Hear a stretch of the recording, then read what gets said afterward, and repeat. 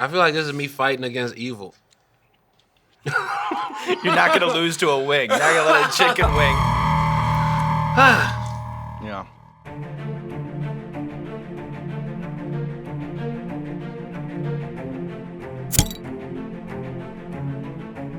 Hey, what's going on, everybody? For First We Feast, I'm Sean Evans, and you're watching Hot Ones. It's the show with hot questions and even hotter wings. And at long last, I'm joined by Hannibal Buress.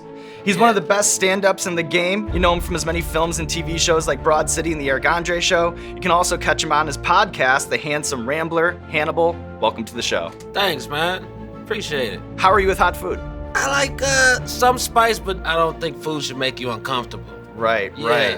On purpose. It's, accidentally at best. This is our 100th episode. I can't believe I'm still standing. Hannibal, we've been trying to get you in this seat forever, ever since I bum rushed you on the street in New Orleans last year. New Orleans, yeah. Remember that? All-Star Weekend, New Orleans. That was a good time. That was a good time. That was a good party. Yeah. All right, you ready to get it going? All right, let's do it.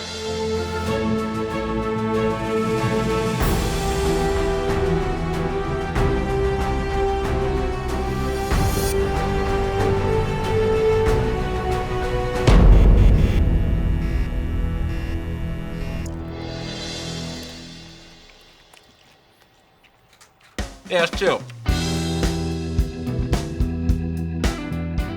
Yeah, this is normal. Mm-hmm. This is a good flavor. It's flavoring.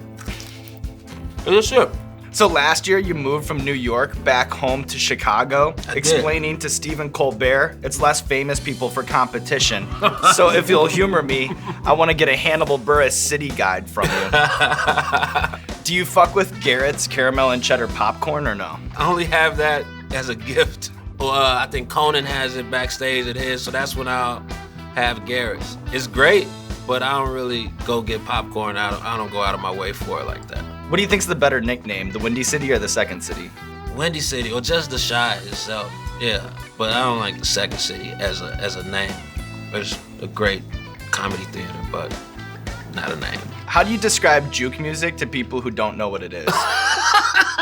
That's so funny because who was I hanging out with? I was hanging out with a friend that wasn't from Chicago. I played some juke stuff and he was vibing to it. And as the song went on, he said, "Oh, they just gonna keep saying the same shit over and over?" Yeah, that's what it is. It's just, a fast-paced beat with somebody saying some phrase like, "Move that doogie booty," or "Oh shit, look at that bitch. That bitch got on K's switch." Oh shit, it's just the same. So it was so funny just to hear an outsider's perspective where he's just like, they just gonna say that? It made me laugh so hard. So yeah, that's how you explain it. All right, so this next one is Louisiana, a classic. All right, yeah, I know, that's familiar. Like for regular life, yeah. I watched the show in CDs, but that's the only one I was just like, it makes me feel comfortable. So when it comes to your TV career, you have a pretty insane track record when it comes to showing up on some of the funniest shows on television. Which set was the most fun to be on? The Eric Andre set is pretty fun because you don't really know what's gonna happen and shit. Like the most fun I think I had was the Rapper Warrior Ninja. With Danny Brown. Danny Brown. A$AP Rocky. A$AP, Open Mike Eagle, Go Dreamer. We would just die and laugh because, the course was set up. Nobody really ran through it. And I was watching like, yo, they might get hurt for real. This is crazy. It was a bit flimsy. Danny took a nasty fall in there. And then he got that shot of him looking real crazy when he whipped his hair back. And then, too, I actually talked to Danny about his appearance there, and he said that he was being kind of an asshole about it before you guys started filming. That's fair. Yeah. That's absolutely fair. That shit looked crazy. I would question that shit, too. Y'all said get here at 12, and I got here early. I like that, by the way. I got here like 11:18, which is too early. That's like the weird early, 45 minutes. You know what I mean? You gotta beat me here. So I walked around a little bit. It's not a good walking area, but I walked to the main block away.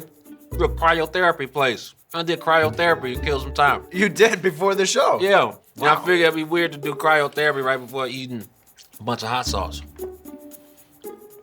It helped, I think. I think I just poured a weird amount of hot sauce on it. It was a little bit of a clumsy pour, Hannibal. It was a bad pour. All right. Yeah, I got some kick. I like that. Do you think that Versace breakfast is your most underrated verse? Scramble my eggs. Versace breakfast. Nice. Prada lunch. Yeah. I don't eat brunch. No. Fuck mimosas. No limit soldiers. Duck hunt. Fuck cunts. Luck bunch. What? I don't think a lot of people know about Versace breakfast. That was Not enough people know about Versace breakfast. You want to know the story behind that? Yeah, I do. I made the song, the gibberish rap song, and got really excited about it and put it out. A couple blogs picked it up. And then I was hyped, and I just told people, I said, hey, send me a beat, I'll do some features. Send me and I was like, I'm gonna do a bunch of features, yo. I think it was Freddie Scott. He set up the studio, and then I just went and did a few verses. And then nothing else after that, just stopped. And then throughout your career, you've consciously mixed comedy and rap in interesting ways, but I'm wondering, when you look at a rapper, who's the rapper that makes you laugh? Danny Brown's funny. T-Pain is hilarious. T-Pain is a character, man. I've hung out with him in Atlanta a few times, and it's gone poorly. Did he take you to the strip club? He took me to the strip club. Always goes to the strip club. And then it just, when you can pour your own drinks, that's when the trouble happens. When you pour in your own drinks, that's the beginning of disaster. It's a solid, straightforward sauce.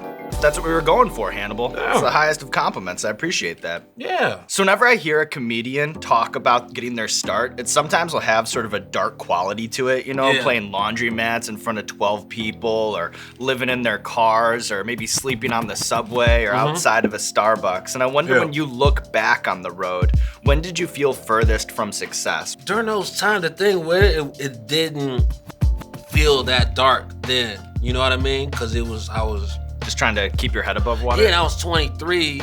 I still had youthful ambition and energy and shit. Where if I was going through the same shit at 35, I'd be like, yo, am I fucking sleeping in Starbucks? I'm 35. 23, you're not out in the Starbucks. That's in that time where it was just because I knew what I was trying to do. Do you remember the first time you got really heckled? Sometimes you bombing at a place, they'll just cut the music on you. You bombing, and they won't even, with no warning. But sometimes they'll fade in. I've had a cat kind of slow fade, and I'm on stage like, hey, what's that? What is that? Shut that shit off. So getting the music just played on you in the middle of what you think is a great idea. Somebody like, nah, let's just do some music on that and use this moment to transition to the rest of the show. Have you ever invited a girl to a show that you're into and bombed in front of her? Early on, yeah. What's that like? I don't know. I don't even know if I was bringing her just to impress her, if I was just bringing her to hang out. But yeah, we didn't see each other after that. I don't know if maybe we both got busy or maybe it was that. Who knows? But yeah, it didn't help. Ghost pepper. Oh, that's that. I want to see. No, you know what? I feel it now. This was a slow. Some of them creep on you. It's a slow burn right here. All right, Hannibal, we have a recurring segment on our show called Explain That Gram, where we do a deep dive on our guest's Instagram, pull interesting pictures that need more context. Okay. So I'll bust out the laptop, I'll show you the picture, and then you just tell me the bigger story. Does that sound good? All right. Explain that gram. I don't post too much crazy stuff on the gram. You don't. You don't. So I'm wondering what you gonna have. But it doesn't have to be crazy. It just has to be interesting. Okay. Like here, where you're hating on Dave Chappelle. That was he had just set a record for selling tickets or something. I just thought it'd be a funny photo and shit. I forget the name of the venue, but it was wherever the shows were in Montreal. Yeah, and I had done a show in Montreal, and I didn't appreciate that he sold more tickets to me. Yeah. All right, Hannibal up next. Football throwback, high school football throwback. Yeah, that's Steinmetz. Found that. I was the looking. Streaks. Yeah, Steinmetz Streaks. I didn't get that much playing time. A lot of people said that in the comments. They were like, you look like you didn't get any playing time. I was like, damn it, they're right. God damn it.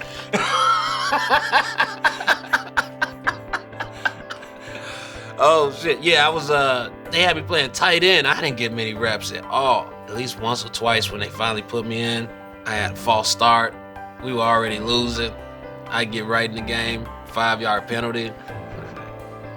Then next play, get blown over by the defensive end. He sacks the quarterback. It was, it's a learning phase. I had to go in the Gettys for this one, but can you explain that jumpsuit? I think you've busted this out on multiple occasions. Like, you've hit a red carpet with this thing. Do you have just the one? Do you have a bunch in your closet? No, I just got that one. I busted it. Yeah, I see. That's the thing with my outfit. I'm not one of those where if I've been seen in it, I ain't wearing it again. No. I think I rocked it on Seth Meyers' show. Rocked it at the Secret Life of Pets premiere. I chickened out on wearing it to the Daddy's Home premiere. I had it on in the SUV. I was running a little late to the carpet, and I was like, yeah, I'm gonna rock the jumpsuit. And then I didn't know if the carpet was gonna be done, so I didn't want to just hit the carpet in the jumpsuit, and then everybody already went inside. So I was like, oh, it's why I'm running late. They're probably done and shit. And so I had, just in case, I had some separate shit in the car, so I switched it to just jeans and some regular shit and left the jumpsuit behind. So yeah, man, it's a lot that goes into it.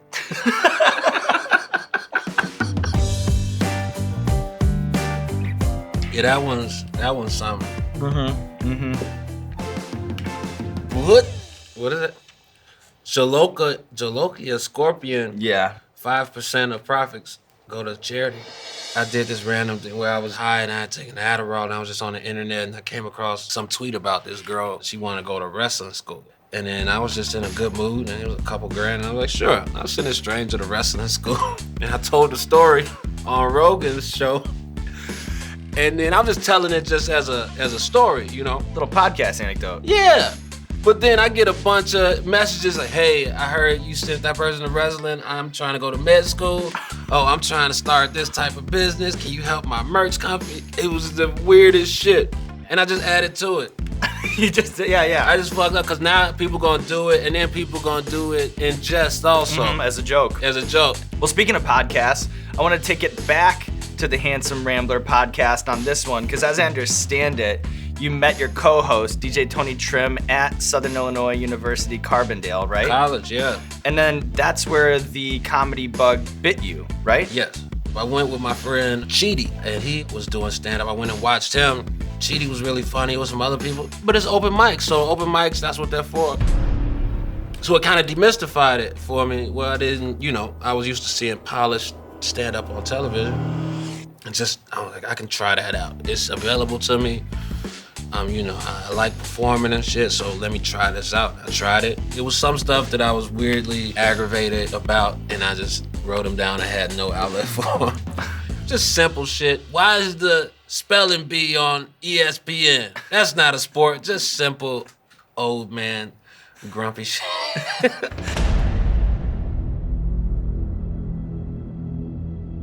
It just got a little rope on it.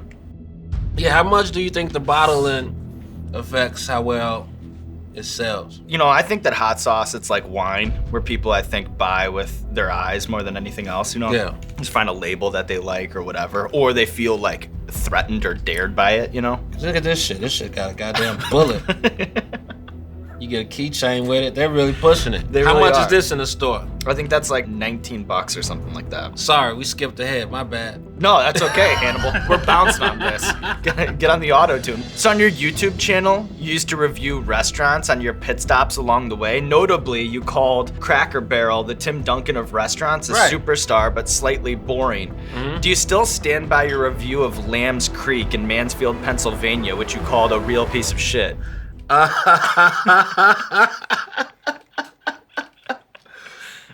It was I haven't been back.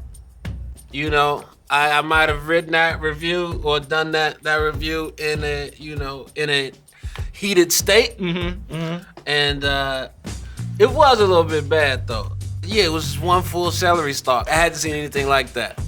Some stuff is just really visually jarring. It was just one of those things where I was like, we gotta get that out of here. This is terrible.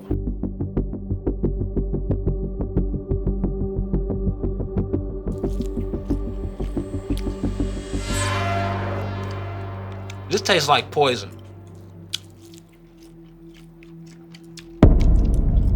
Yeah, this tastes wrong. Mm-hmm. This is like, hey, you want to make something terrible? Put a little of this on there. You can ruin your whole meal. I don't believe in this. I was gonna say, don't feel like you have to be a superhero, but I'm not being a superhero. you're in it. You're just committing. I feel like this is me fighting against evil. You're not gonna lose to a wing. You're not gonna let a chicken wing.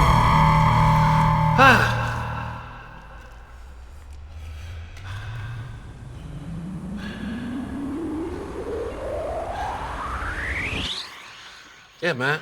So I know that you're a huge UFC fan. I see you ringside with Zac Efron, and I know that you were even sponsoring fighters for a while there. Do Yeah, I tried to sponsor a fighter. you have a favorite fighter?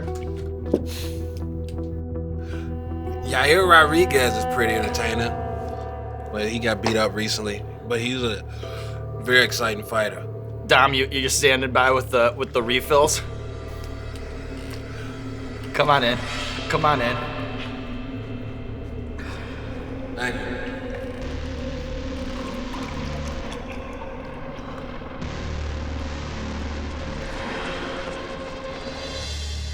If you could pair any two comedians for a UFC pay-per-view event, which two would you match up and why? Well, you got to get Rogan in there because he can actually fight.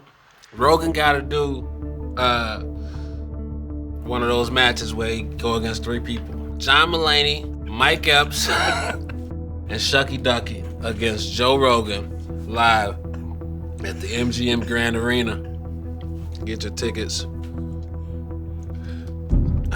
Yeah. That'd be great. All right, so this next one is Mad Dog 357 with number 9 plutonium. What the fuck?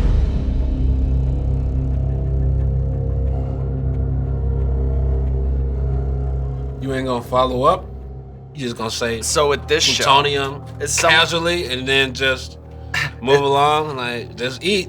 as someone who's done this show 100 times, I've Yeah. come to the point where I kind of don't want to know. Like, I don't really want to know how the sausage is made. If I give this product as a gift, I will make the recipient fully aware of the potential danger if used or handled improperly. I hereby disclaim, release, and relinquish any and all claims, actions, and lawsuits that I or any of my dependents, heirs, family members, or legal representatives may have. This is fucked up.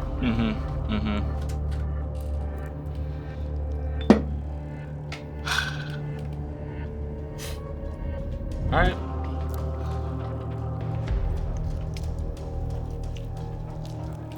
I'm trying to eat in a different way to where that shit don't touch my tongue. Being strategic. Trying to be strategic. I'm like, we on this. So as someone whose work spans blockbuster cameos and Baywatch to gonzo live shows with Eric Andre, can you break down the field guide to the Hannibal Buress fan? Like if it's for a girl in her early 20s, Broad City, like college age person, kind of,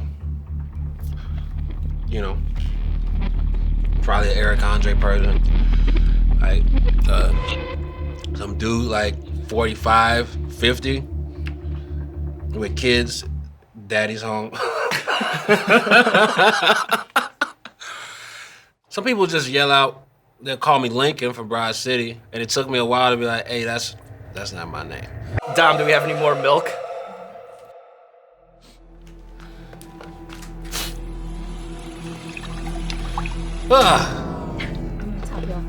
Oh yeah, I didn't You got that picture right there. even notice it. Here the whole time, Here the whole time. like an oasis.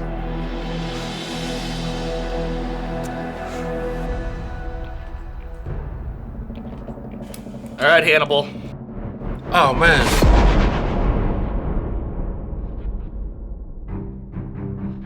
So this is the last dab. We call it the last dab because it's tradition around here to put a little extra on the last wing. You don't have to if you don't want to. You don't have to if you don't want to. It's not, so it's clear already. It qualifies. It qualifies. That's good. Yeah? That's good. Oh. You know, it's a real roller coaster. On the third one, you're like, oh, I could use some more, I could use some more. And then you get to the 10th and it's like, here we are. Yeah, it feels... Put away a lot of milk, Hannibal. Yeah, that's more milk than I don't drink milk like that. Yeah, So, little chemistry situation going in. All right, cheers, my man. Cheers. All right. That was gross.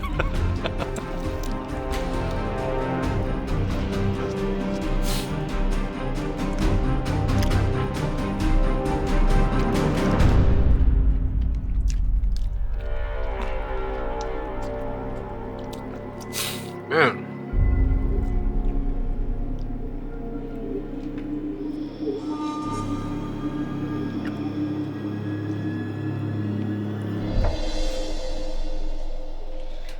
Oh, Yeah. I went to Ross's right before. I didn't expect to buy this from Ross's, but you never know what to expect. Some activated vegetable charcoal. Alleviate uncomfortable gas during digestion. And natural vegetable cleanse. You know, I didn't even know they sell vitamins. I went in to buy an $8 shirt and some sunglasses. so this is an impulse buy. Impulse bought weird vitamins. You impulse buy shit sometimes? All the time. I'm Yeah. a sucker for that shit. Anything they put by the register, I'm just stacking that up. Popping a couple.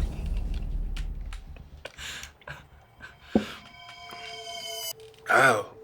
All right, Hannibal, here we are at the finish line. As we've discussed today, there are many sides to Hannibal: comedian, actor, standout for the Steinmetz streaks. But as anyone who listens to your podcast knows, your secret talent is really in the art of the freestyle. And as we oftentimes do on Wing 10, we ask way too much of our guests. Here we are overreaching. Can you hit us with a couple of bars about how you're feeling right now, your experience with the sauces or the wings? Face feeling numb. This sauce sucks. Tastes like poison. What the fuck? I might pass out, but I took some Pepto-Bismol preemptively. Get with me. This shit got me wanting to sing in a symphony. I wish later somebody else can take a shit for me. Hannibal 15 Buress. toilets about to hear from me. Hannibal Buress, clearing wings, hitting us with the freestyle, taking out at least 3-4 full glasses of milk. So impressive from this side of the table. And now there's nothing left to do but roll out the red carpet for you, Hannibal Buress. This camera, or this camera. Let the people know what you have going on in your life. Oh, I don't have much going on. Check me out on tour. Go get my tour dates, HannibalBuress.com/tour. Check out the podcast, Handsome Rambler, co-hosted by Tony Trim. The movie Tag coming out June 15th in theaters. Yeah, thanks. 100 episodes.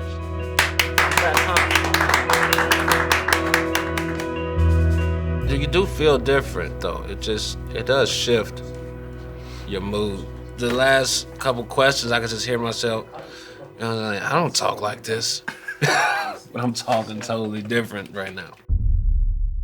Hey, what's going on, Hot Ones fans? It's Sean Evans checking in. If you enjoyed the video, do us a solid. Please subscribe. We're not above begging for clout over here, so you know what to do. Smash that subscribe button with a sledgehammer. Who appreciates you? Me.